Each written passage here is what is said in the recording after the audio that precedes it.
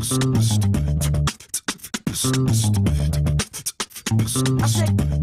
said, give me that. Rock the rhythm, come on. Rock the rhythm, come on. I said, give me that.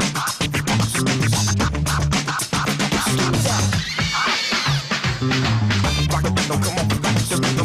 Rock the rhythm, come on. Rock the rhythm, come on.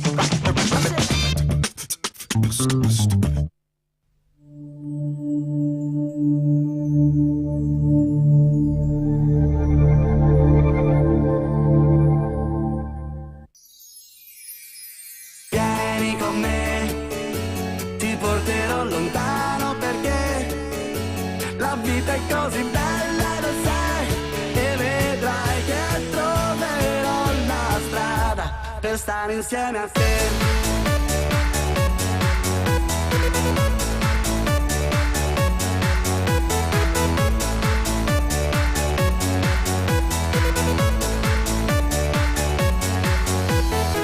Every night, every day, there's a way to be loved.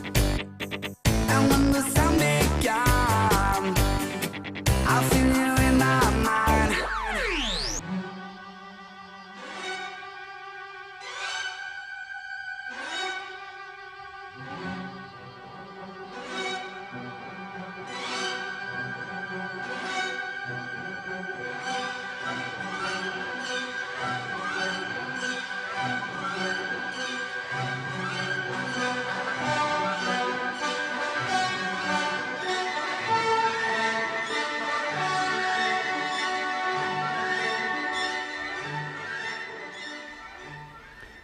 The Maltese have such a close relationship with the sea.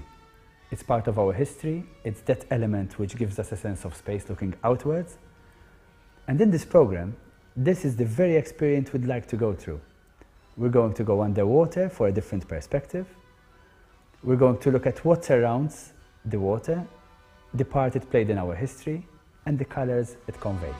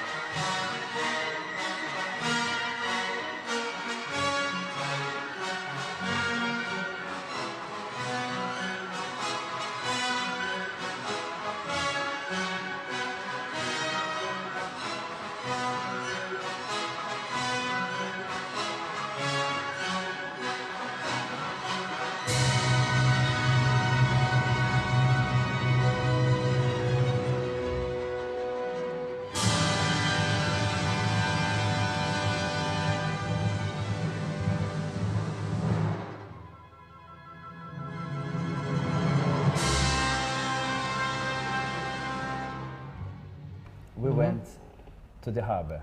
And when we went around the harbor, it was a different kind of water. We were not looking at the water on its own. Like in a bay, you're looking at the water on its own. We're looking at water very close to heavy industry on that day. Heavy industry, structures. And structures, you know, and... So for you, for example, this happens to be one of your favorite shots. Yes, I like all the elements together. But do you see, for example, the water here as something that brings the different elements together? Yes, in the case of Grand Harbour, it is like that actually, because you know it is central to the three cities and Valletta and the whole harbour. So you have a lot of cross section going in between and that sort of stuff, you know. I mean, in this case, If we can stop a bit on that picture, This one? the other one before, Which it one? would be that one. Okay. As you said, you know, there's a strong contrast between this huge giant cranes and the soft color on the stone. The proximity of the industrial area to this village, you know. And what role do you see the water playing in the Grand Harbour? Is it just a filling of space in between other? It's an economic aspect, I think, because, you know, I mean, without this harbour, you know, one of our main industries, one of them would be a bit, you know, it wouldn't exist, I would imagine.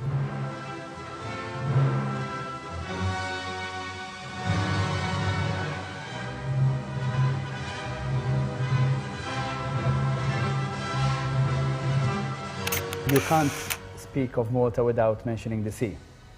Actually, it's part of the Maltese context. Yes. You haven't been in Malta for long. How much did this proximity to the sea at all times of day affect you? Well, the sea in its own kind of right, you know, has many connotations to a person's mood, you know, depending whether it's stormy, whether it's calm, obviously if it's sunny. So we've got a great lot of moods that go with it. We've also got the whole peacefulness that goes with it. We often, you know, we look at the sea and then we've got blue there, then we've got blue in the sky. You know, if we add an extra colour into it, you know, particularly a contrasting colour like a red or something like that. We did have that actually with the regatta. Yeah, yeah. Then straight away you've got, you know, in a colour wheel you've actually got, you know, a direct contrasting colour, which basically brings everything to life.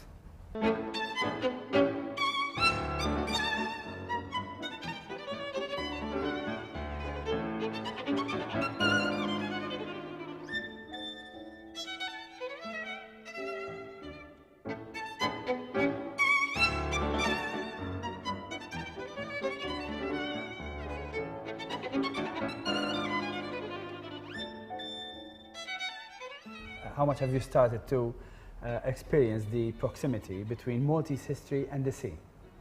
I think a lot of Maltese history, you know, is bound by the sea. The fact that, you know, the harbours that it had here. I mean, that was one of the sole reasons why a lot of Why it gave strategic position to. yeah, the strategy basically.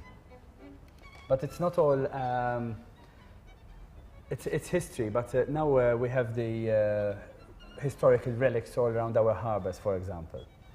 We actually went around the harbours, and we had Joe there and John Gregg, and they actually chose specific parts of the harbour, specific scenes, and it's all fortifications, majestic buildings, balconies, boats. There's so much colour around. Once again, though, I would actually say that the harbour is actually a hard thing to photograph, because it's something that people have seen so many times again that to try and do something actually unique with it is actually a very difficult task. Yeah, we tried to go around that by, in fact, was a part of the exercise, that we don't keep on showing the Fort St. Angelo, the Lutzu. We tried finding other details, like a Guardiola, we tried taking a shot of the photos of the cannon, but there was too much clutter in front of it, because from land you never realize how much far inland the fortress of Ranella is. We have this perception that it's right on the sea. But we did try to pick some scenes that the Grand Harbour has so much detail. It has. We actually have never seen. It's an amazing harbour, but I think photographically you need to isolate once again. You need to try and either abstract or isolate. Otherwise, unfortunately, which is not, you know, a bad comment, but the Maltese rock is the same colour, you know, wherever you go. So basically, consequently, everything ends up looking the same.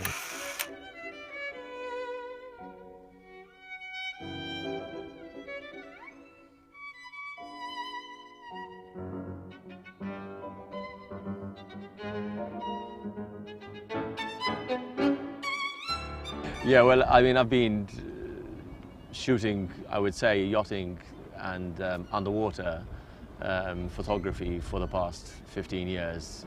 The sea is certainly, you know, one of my biggest passions, and living on an island surrounded by the sea and the Mediterranean, living in the Mediterranean is just, you know, an incredible backdrop. You can't really go wrong with that, and Malta has all the elements. It's just a matter of taking advantage of it and combining your passions, which is photography, being on the water, sailing, diving, all in one.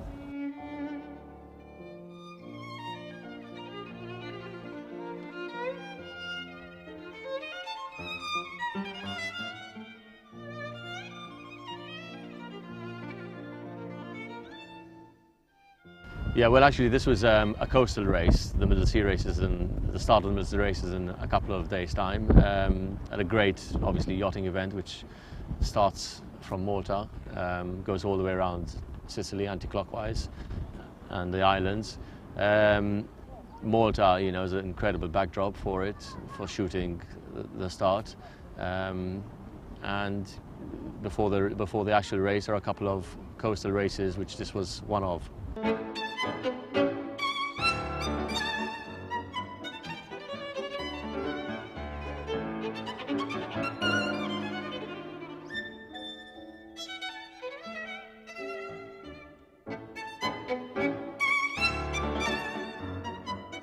Nowhere in the world do you have such an incredible backdrop as, you know, the majestic as the bastions, the Grand Harbour, the fortifications. You can never also stop shooting it because, you know, again, being on the water and the elements of the weather, the light, you're always going to get a different picture.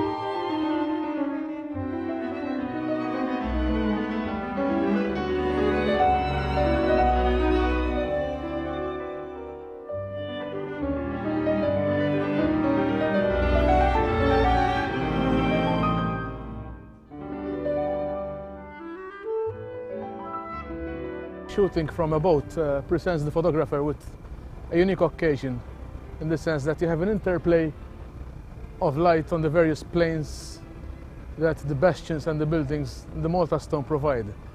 I particularly love this side of Senglia because there's a nice contrast between the industrial area and the beautiful soft colors of the Maltese stone. I also like the compressed buildings that you can get with a long lens from this side of the coast. For me, it's a unique experience shooting from the boat. I have been before, but you know, there's always something new to look at, and this is a unique occasion to really portray the soul of this part of the island.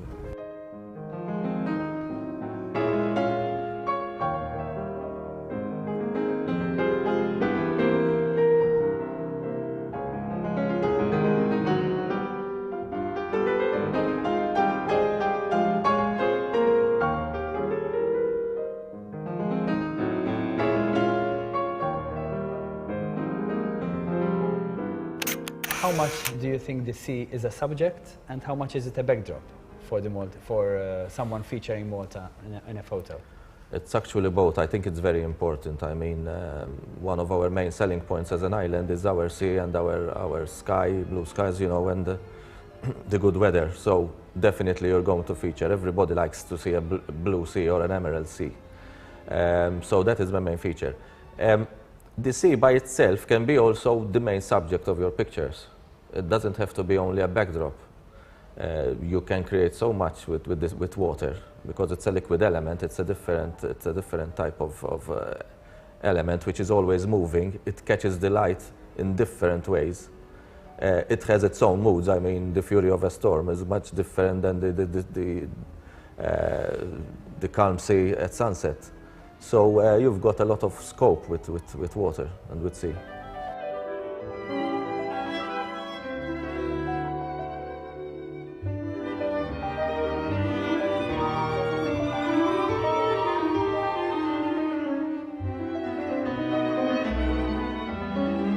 We often see postcards of our Grand Harbour. Mm-hmm. We went around the harbour, and I actually lent my camera to Joe, and he, at one point, he took a picture, which at first glance I thought was a normal picture of Senglia Creek. Mm-hmm. It was only when I put it on there that you saw this thing in the middle. That actually Joe was catching that moment of action. And for me, this picture had gained significance because it wasn't just the sea and the buildings behind it, but also there's action actually. There's something different, something to enhance it more. And do you usually feature human beings with the sea, or do you prefer showing using the sea on its own to convey moods? I actually prefer using the sea on its own. I've lived my youth, I mean, just a stone's throw away from the sea. So I was always looking at the sea at different times of day, different seasons. So it has always fascinated me. I tend, although I use people when you want some effect, or I mean, you're showing a beach with a model, or you need to depict a boat, etc.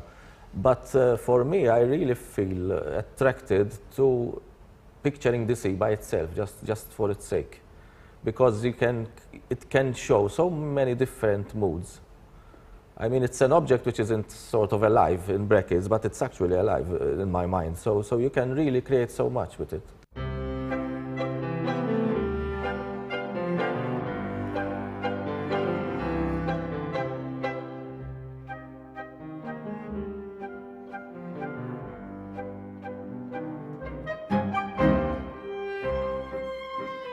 I'm sure you have seen photographs of St. Angelo. This, like the one that you've taken here. It is the subject of postcards, of photos with domestic cameras for tourists. It is one of the photos you take when you come to Malta. Does it have a significance for you as a fortress or as an icon? Well, both actually. It is an icon. It is an icon of the Maltese harbour. It's an icon of Maltese history. But as you were saying, it's even the perspective of this image is one of the most commonly taken photos. Okay. Now, if I point out some details like the small lutsu on the side, the black sign that used to mark a cable to stop galleys from entering into the creeks, the flags of the Knights of Malta and of Malta itself, the yellow and the red flag, that is, it was part of the preparations for the Senglia feast. Probably it was a barge that was going to host the fireworks. Mm-hmm. When you look at these details, does it change the significance for you? Yes. When you take a photo, any photo, it's very important to decide from beforehand what to include and what to exclude from the photo. Cropping the image, not after, but when you're actually taking the photo, is a very important exercise. What you're leaving out. Leaving out something for a purpose. Either because it ruins the perspective, either because it just has got nothing to do with what you want to convey with that image, if you want to convey something, because you don't necessarily have to. Yes, they all have an important role. If there weren't the flags, the photo would have looked completely different. Yeah. Is it just the No doubt is about it it. just the red or is it the wind and the flag? Even the fact that it's windy. The color makes a difference, and the fact that it's windy.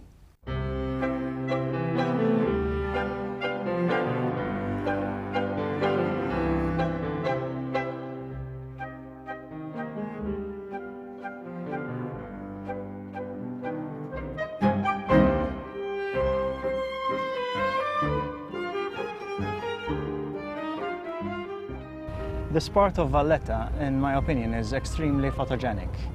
You have the bastions as backdrop, and during this time of day, which is late afternoon, when the sun is setting, I think it is the ideal kind of light. You have very soft light, very warm light on the Maltese stone, which is also very warm stone. So you have an extremely ideal lighting for this kind of photography.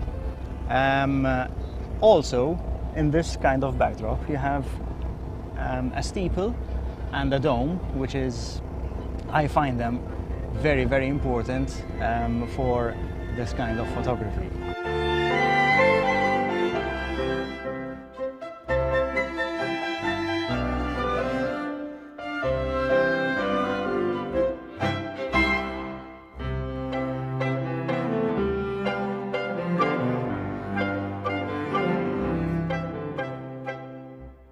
Tourists actually go on the harbour cruise. They look at the bastions, they look at what makes the Grand Harbour, at the waterfront, at the Pinto stores. But then when they get off the boat, one of the major things they mention is the industry. So actually taking tourists to look at the shipbuilding industry, which has a long tradition, is an interesting way of using the water to another added advantage. And what amazes me in Grand Harbour is that, you know, the color of the water still looks clean even though you're in an industrial area. I mean, you go to other harbors abroad, you know, it's grayish and... Yes, actually the blue is there to see. The old and the new part. This was our skipper. Yeah.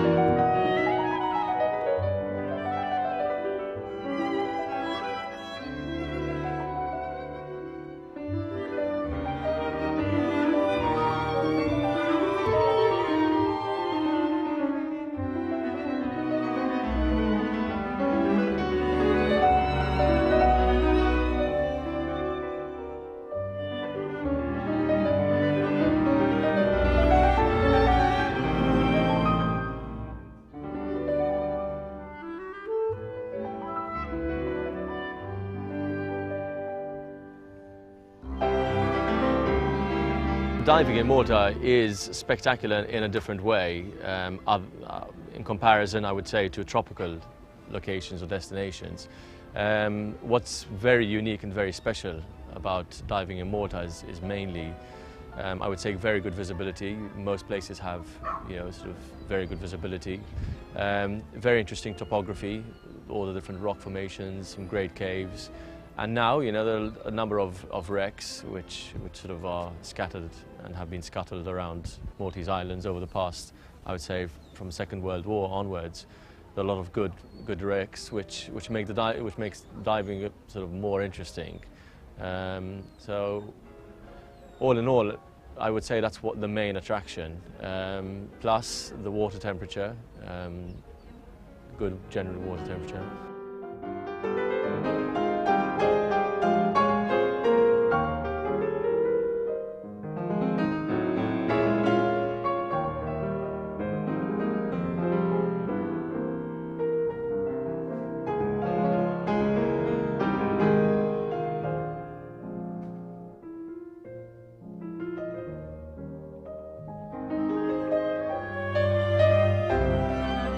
shooting underwater, well, again, you're very much dependent on the light, especially the further down you go, the more you sort of lose the light.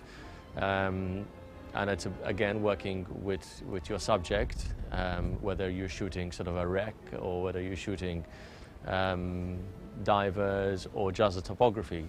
So it varies. Sometimes I shoot, you know, color, sometimes I shoot black and white.